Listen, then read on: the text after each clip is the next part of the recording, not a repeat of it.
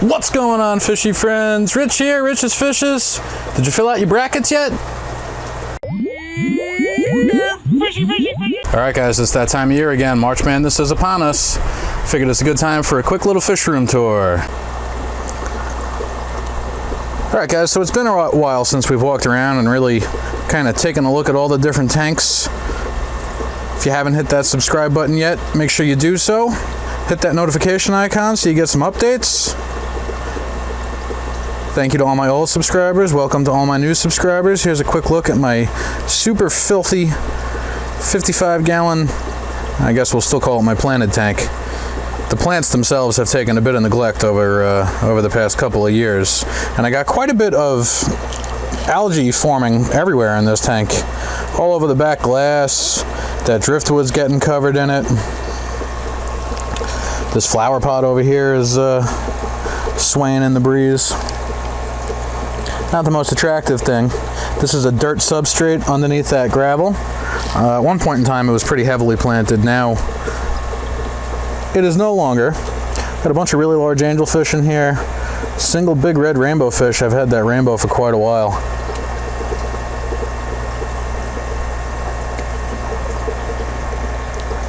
It's a real pretty fish, and it's a shame I don't have any other rainbows to be kept with it. But he does really happy. He does really happy. He seems really happy in here with all these large angels. These are angelfish that I got super young at my local fish store a number of years ago. There's a video on that somewhere here. I'll put a card up in the top right corner. I picked these things up when they were quarter-sized or so at the local fish store. I was actually in there one day when a woman who breeds them was in, and she supplies this local fish store with her angelfish. I think, if I understand correctly, she supplies a couple of stores local to me. And I was able to grab some fish directly from her before she ever even took them out of her bag. I forget if she had them in a bag or a bucket that particular day or what the situation might have been. But I grabbed a bunch of young juveniles from her and grew them out here in this fish room. And they've been living happily in this tank for quite some time now. Over on this side of my fish room, there is another 55-gallon tank below. This is a tank where the top brace on the aquarium broke a long time ago. I let it run without trying to fix it for a long time and got a real big bow out of that front panel. The front glass was clearly moving away from the back. I did attempt to fix it. I shot some video of that a while back. One of these days I'll try to splice that together. But in the meantime, what I've been doing to sort of clamp it together is use this piece of PVC with the two elbows here on the top. And I snug that down on the top around the frame, and that sort of acts like a clamp holding it together. There's no inhabitants in this tank right now. I am trying out an under gravel filter here. I think I have it. I just have to install it, some hard airline tubing. Right now I got those air stones on soft tubing, and that doesn't work so well, and they float up. But I threw a couple of crypts, and there's a bit of val in this tank right now. That's a hygrophila of some sort, I forget. A couple of different species of crypts. There's one single piece of val that seems to be doing all right. Some of the other val over there has dwindled a little bit, but I've done nothing to this tank other than put some gravel in it and planted a couple of weeks or a couple of months back now. I'm not exactly sure what the plan will be with this tank, but for now I'm just kind of letting it run, making sure my auto water change system is working well. Auto water change is a misnomer. Making sure after I drilled and installed bulkheads that this was going to drain properly. This goes from these two bulkheads that are drilled in here. There's some soft tubing that goes behind the tanks, behind that CO2 tank, down into what we'll call a makeshift sump here. Whoa, easy. All the tanks on this particular wall from here over this way, including this stuff down here, all drains into this particular sump and then runs around and dumps out into my utility tub. Over here in this tiny little tank, I've got a couple of red cherry shrimp. There's at least one buried female in here. I don't see her right now. the shrimp that are in that tank are from my original colony a long time ago, where I did an unboxing video of those guys. If we move up this way, there's a lot of glare on tanks. This is a 20-gallon high with a sand substrate that has a couple of cories and a couple of plecos in it right now. This was used as a quarantine tank originally, and I just haven't moved these fish anywhere. Next to them are my albino dantum angels. I got a group of 6 juvenile albino dantums, and they are growing out in this 20 high. There's a couple of albino plecos in this tank as well, and some black neons. I've never kept black neons before. There's something that seems to have popped up in my area, and I guess across the hobby somewhat recently. I'm not sure if it's a fish that used to be popular, that it's just becoming popular again, or why I feel like I've never noticed them at any point prior, but keeping them in here and they're doing well. There's one of the albino plecos, if we can find a spot with no glare. Well, there's albino bristlenose. There's 3 of them in this tank. Next to them is a 40 breeder up high here with a couple of electric blue acara. There's some skunk loaches and some Odessa barbs. Odessa barbs are a fish I've never kept before that I'm stunned by how beautiful they really are. There's a whole lot of color that these fish end up developing. If we can, again, find a spot with no glare. I don't have an extra curtain over on this side. But this tank gets a lot of activity. They're all semi-aggressive fish, I guess we're going to call it, with these acara and the barbs, and the skunk loaches are surprisingly nasty. I got these skunk loaches one day at a local fish store by me because they were on sale for like $1 a fish or something like that. And they're quite aggressive. I don't know all that much about loaches, to tell you the truth. I know this is probably not the right substrate for these loaches. This is some kind of, it was labeled as like river rock that I got from Home Depot. It is not river rock. It actually looks like it's some recycled concrete aggregate, which I'm not thrilled about because that's going to affect the water parameters and everything, but everything seems to be doing fine, so I'm not worried about that. But what I'm more unhappy about is that river rock is supposed to be round and smooth, and this stuff is really jagged and really sharp, and I'm not so happy with that. Down here in what I believe is a 30-gallon tank, I've got a couple of apistogramma. These are a wild form of apistogramma. There's one of the males. All I have are males. I don't like the way he's breathing heavy and hanging out on the gravel. There's a couple of lemon tetras, and the person I sourced these lemon tetras from does wholesale orders and things like that. He delivers fish to my house. He doesn't get the best quality stuff, and unfortunately the gentleman that decided to take over this business doesn't know anything about tropical fish. He doesn't know the names of any fish very well. He doesn't know how to identify fish. I got a lone bloodfin tetra in with a group of those lemon tetras I got a long time ago. This tank is filthy. The glass on here is really dirty. But I got this group of young apistogramma agassizi a long time ago from a local breeder, and they've grown up here in my fish room, and unfortunately I was stuck with 5 males. I didn't get any females out of the group. I lost one of the original 5 males, and I still don't have any females for these poor guys. I've reached out to that breeder who said he had very few females as well. So hopefully if he is ever successful with raising out some females, I can add a female or 2 to the bunch over here. That'd be nice. Down below that is another 40 breeder way down low on the floor here, in a spot that's not even insulated. This is my coldest tank in the fish room. I do heat the entire fish room instead of heating each individual tank. Down here I got a bunch of platies and some white cloud mountain minnows. And there's some zebra danios or something in here too. The majority of these fish were a quick experiment I tried last year, where I tried doing an outdoor tub for the very first time. I didn't get all that much breeding activity out of there. I mean, all these platies were born in my possession. You know, I think I started with 2, and there's, at least a dozen or so in here now. But they're not breeding very much in this tank either. I honestly don't pay them all too much attention. Being way down low, they are literally on the floor, so they are always at ankle and knee height. So it's tough to get down here and watch them and monitor them, which is unfortunate. Next to them in the 72 bow front are my 3 largest adult discus.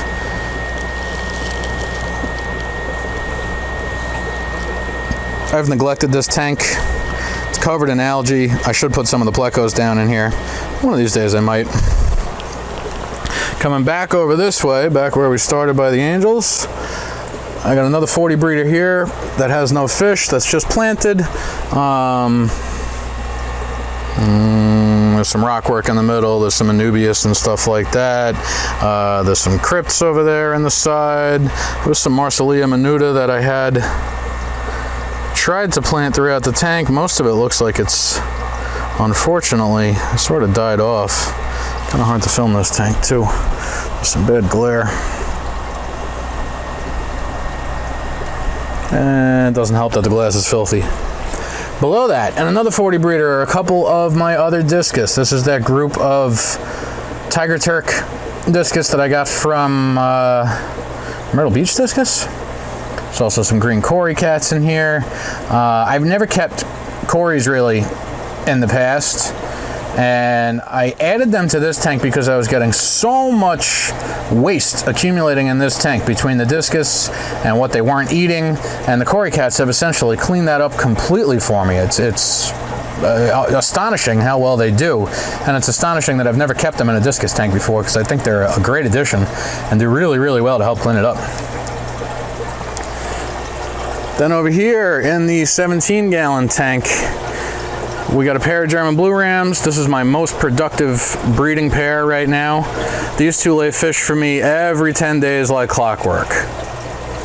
January 28th, February 6th, February 16th, February 26th, March 8th, March 18th. I've had a couple of different batches from them. Those different dates are the ones I've tried to collect. There's some very, very, very few fry in this dip and pour over here on the left. This is a batch that didn't fare all that well. Next to them is a batch that was doing very well, and I had a bunch of free swimmers, but as of today, it looks like the number of free swimmers has dwindled.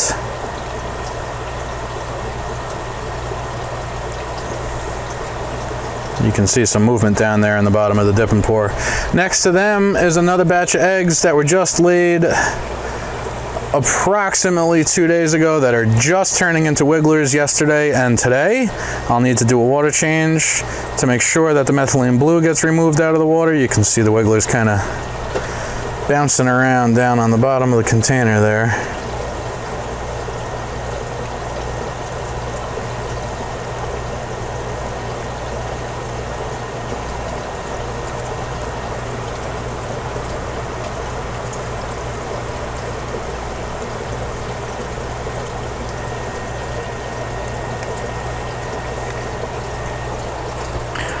What else? If we work our way down from here, there's two 10-gallon tanks.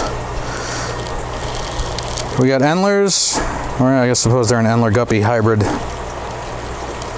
over here in this tank. Next to them are more guppies that I believe have been crossed with Endlers at some point.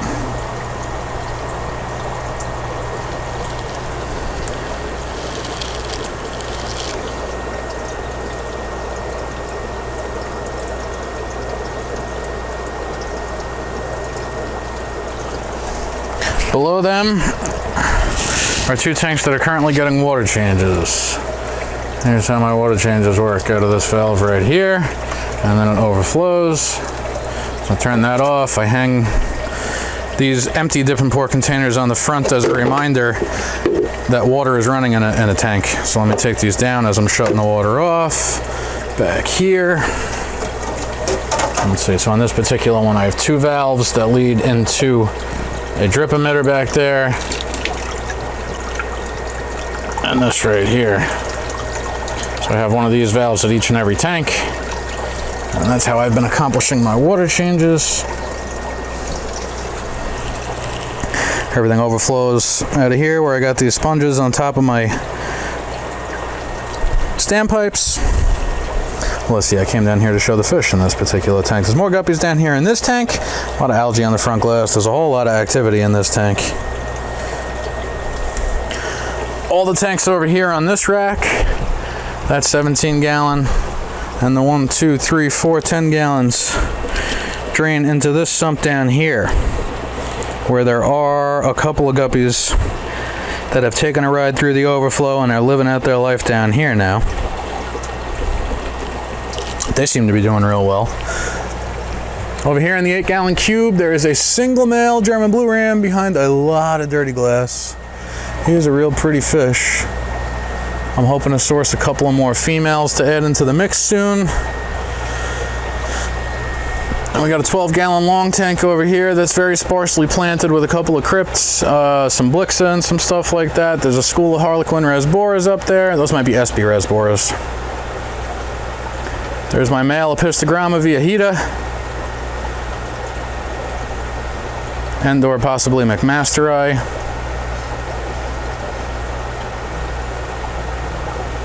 He is a good-looking fish.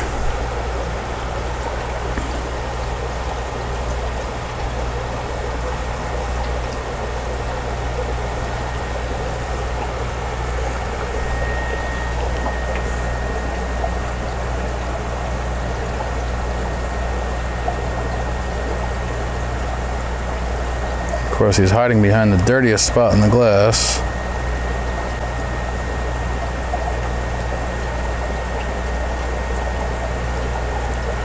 Also in here is a single male electric blue ram, and I recently added a female ram in here, hoping to catch his attention. Where is she? She does not look like the best specimen right now. She might be a little beat up from her new surroundings. She's a recent addition to this tank. And in this tank is a spawn of electric blue ram from when eggs were laid in this tank on February 21st. So these fry are 4 weeks since they were eggs, so that means they're roughly 3 weeks old, we'll call them.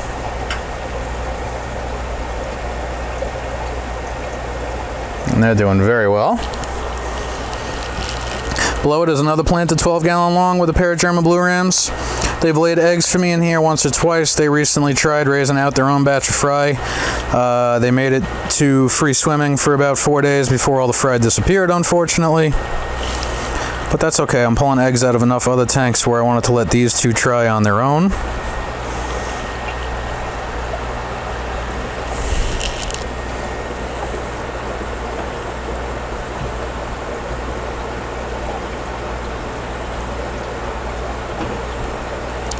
They might be looking to possibly lay eggs again shortly. That'd be pretty nice.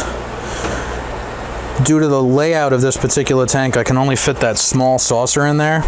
I really like these larger saucers the best. What's in the tank is the smaller one up here.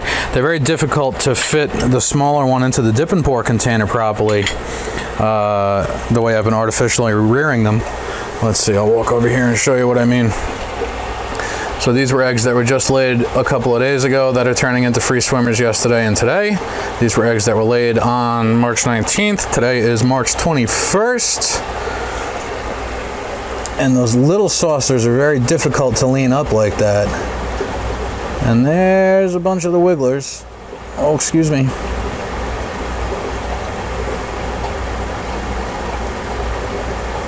So after the eggs have been laid, and after they get to sit in this container for a day or so roughly with that air blowing over them with the methylene blue, you start seeing wigglers that fall off the stone. And there they are, bouncing around in the bottom of the container right now. We're having a lot of trouble focusing on this, aren't we?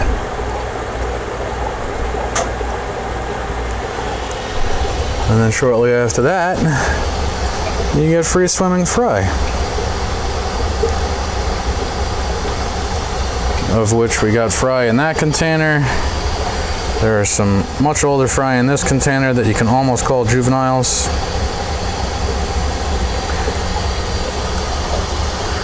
This is a pair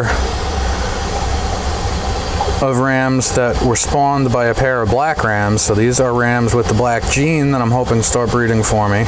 They're not necessarily super dark, but they have spawned for me once in this tank inside this flower pot, which made it difficult to try to intervene.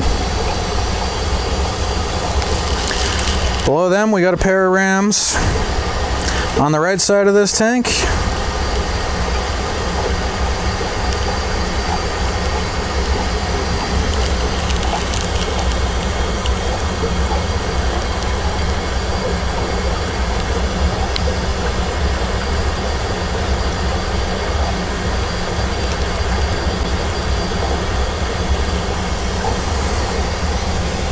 And then there's another pair over here on the left side of the tank. Now this pair on the left have spawned a couple of times. The pair on the right, I can't really necessarily call a pair other than the fact that they happen to be two fish right now.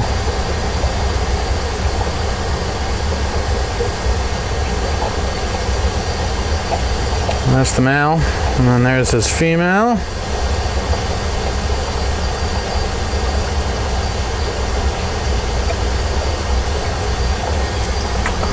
Let's see, next to them in this tiny little container are my oldest German ram fry.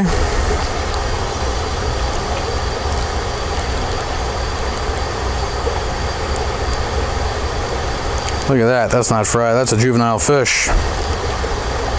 So these guys are from my first two batches that I tried to intervene and artificially rear, which were eggs laid on January 23rd and January 28th. Judging by the size of the eye on that fish, I'm not doing a great job of raising these out, unfortunately. They might be a bit stunted, but it's a learning process as I go. Next to that is the 20 high that's currently empty that used to house some of the rams. I moved the female out of that tank up into there, and I think the male is actually, that male came out of the tank I was just showing on the left. Below that one is another 29-gallon tank. There's a couple of random Cory cats in here. These are some panda Corys. I've been trying to just try some various methods that people have suggested to me that might work for raising out fry. This is a paint strainer from a 5-gallon bucket. I was thinking about trying them for some of the ram fry. I've also got a restaurant container, I guess we'll call it, a professional kitchen container here. That was something else I was contemplating.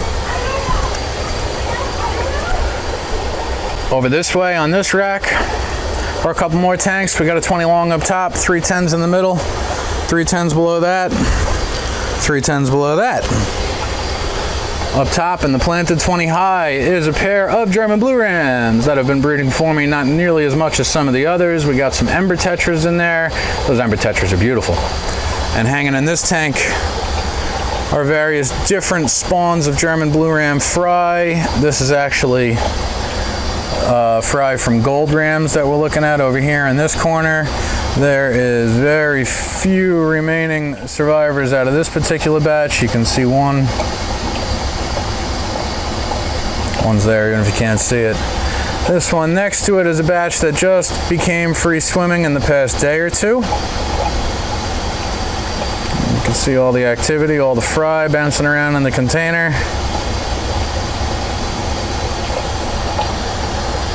Let's see, below that in this 10-gallon tank, well, let's see, I'm currently doing a water change on this tank. So this tank isn't drilled. This line here, I continuously leave in the tank and it's already primed and ready to go with a siphon. And I got that valve on there and then it drains into the line here. So if I close this siphon, we will stop draining this tank because I've drained more than I've wanted to. That is a black female ram that I added to this tank the other day. This was the tank where I had put my pair of gold rams that I got from Discus Madness a couple of weeks ago, but I lost the female. There's the male back there. Ever since I added this black female into this tank, it got super cloudy, like I'm going through a bacterial bloom. So I don't know, I keep trying to do some water changes daily on this one, which for the most part I've not been doing anymore. We'll see if that clears up soon. Next to it is just an empty tank that I'm playing around with some heaters, trying to make sure I can confirm temperatures the proper way. Next to that are my apistogramma hongsloi, which have been breeding for me suddenly, as well as some pencil fish that are in here. There's the male. One of his females, I think, just darted into that cave. They bred a couple of weeks ago. I pulled some of the fry since they've been growing and put them in here in this breeding box. And they're getting rather large. Oh man, this thing's filthy. You can't see anything through there, can you?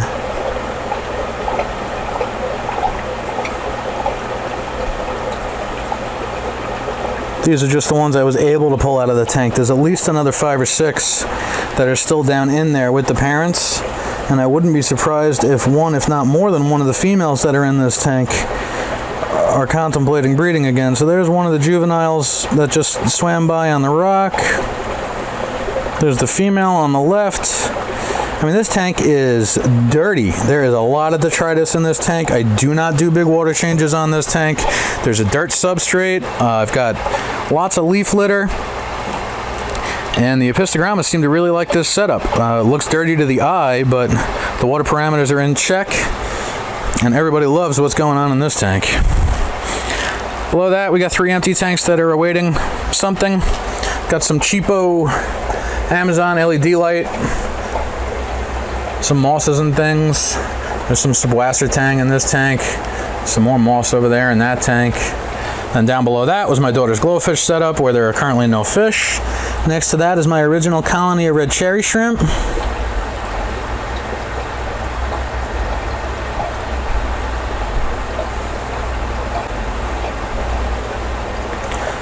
An empty tank next to that. Waiting for a plan, which we will eventually figure out. What else? Up here I got my brine shrimp hatcheries. This was yesterday's batch, the one that's only half full. That's today's batch that I started yesterday. I've got clean sponge filters just soaking over here in this old pretzel tub. A couple other weird things like that. There's a planted vase down there. This is a 33-gallon tank that's empty. Let's see, this 29-gallon tank with the paint strainer we talked about. And then there's one more 20 high down here that's empty, awaiting something else. Beneath the divided tank of rams. Beneath the 20 long-gallon tank of rams. And if you can't tell, I kind of like my rams. All right, guys, I think that's going to do it for this incredibly long-winded update video. Hit that like button, hit that subscribe button, and check back soon and we'll see the progress of these fry.